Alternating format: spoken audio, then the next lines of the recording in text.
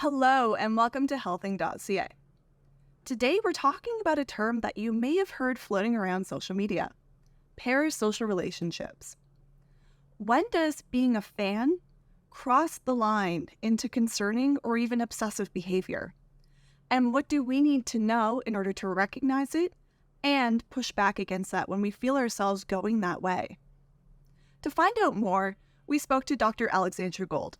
She's a clinical fellow in psychology at Harvard Medical School and psychologist at Mass General Brigham. Dr. Gold, thank you so much for agreeing to speak to us today. We're really excited to talk to you about being super fans and where does that line exist between being a super fan and trending into something maybe a little bit more unhealthy. Why do we get into fandoms? Like, what is that about? It's a good question. I think that for many people, I'd say the overall reason is there's something about being a fan that connects back to our identity in some way. So this could be because, that object of our fandom, the public figure, is someone that we aspire to. Or maybe they're a role model in some way for us. Or maybe there's something about that person that connects back to our identity. So that's with public figures. But I also think we see this too with sports teams, where people often become fans of sports teams because of the identity piece as well.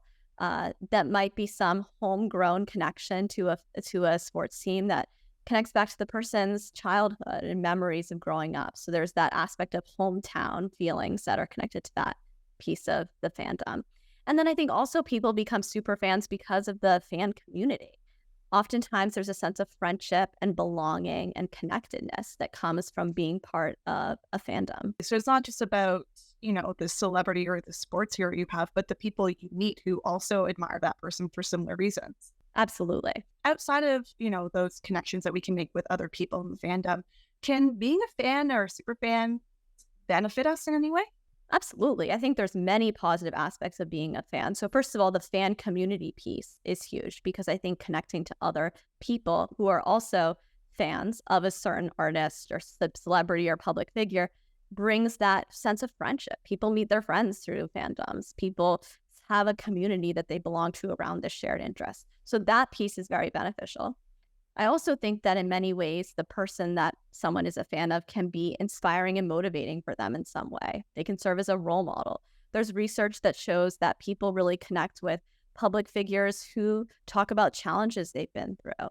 They spread awareness on mental health conditions, physical health conditions, adversity. So I think there's many ways that being a fan can be inspiring, motivating, and affirming.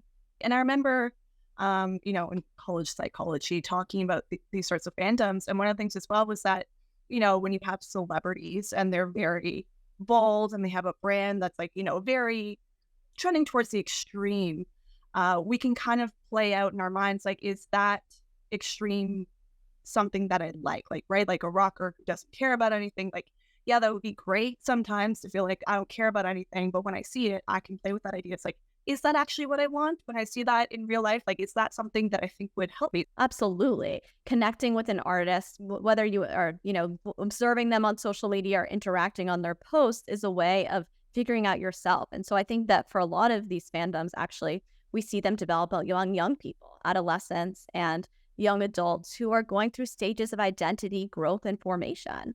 And by looking at these public figures and observing their lives and their interactions with other fans on social media, they're learning about themselves. And where is that line? Like, when does it start to become concerning, where it's not just about learning about myself, connecting with other people, similar interests, to now, oh dear, this might cross into some territory that we don't like? Yeah, I think there's a couple areas. So I think that it can be starting to get to that point of taking a step back when you notice that being a fan is interfering with other aspects of your life. So for instance, are you focusing so much on that fandom that you're not nurturing other important key elements of your identity? The second piece would be if you notice that being a fan is contributing to negative emotions like stress or anxiety. Sometimes being on online communities oriented around a public figure, there can be stress involved in that. So I think that there's something to be said about noticing when that has that effect on you.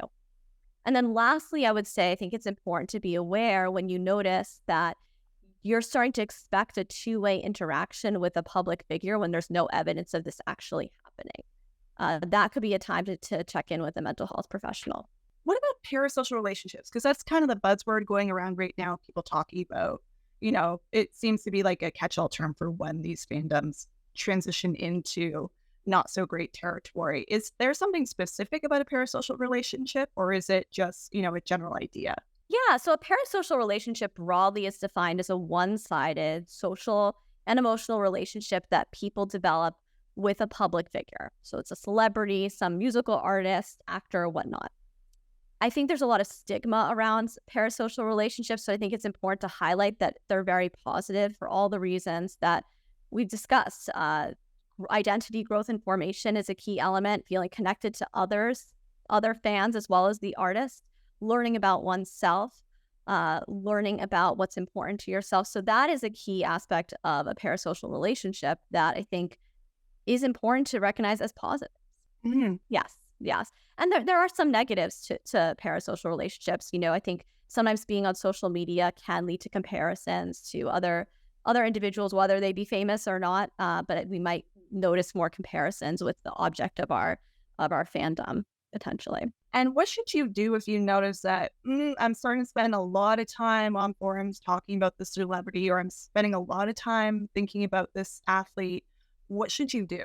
I think that's a time to take a step back and be really intentional about making space for your day for other activities. So noticing, okay, I'm spending X amount of time on this forum. I'm going to cut back that time that I spend to a limit of so many minutes per day, and I'm going to devote the rest of my time to nurturing other important aspects of my identity, whatever that might be, whether it be relationships, activities I really enjoy that I haven't had the time for. Absolutely. And like looking at back in my own life, like I don't think I've ever, crossed line into obsessive territory. I hope not.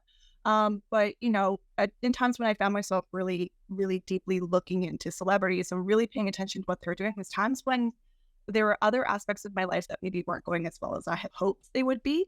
And I was using fandoms as part of a way to escape that rather than deal with it, or maybe as a way to put it off until I was ready to deal with it. Absolutely. I think fandoms can serve as a form of escapism for people, and a way of having an aspect of one's life that's not focused on stressors or something that feels like it takes a little step back from those things. But I think it can be challenging in this case to actually make that intentional choice to step away from a fandom. And I think it's about doing it in a gradual way that feels manageable. I think, it's 0 to 100. If you suddenly are, spending all your time in the fandom and then go to try to aim for 0 time, that might be challenging.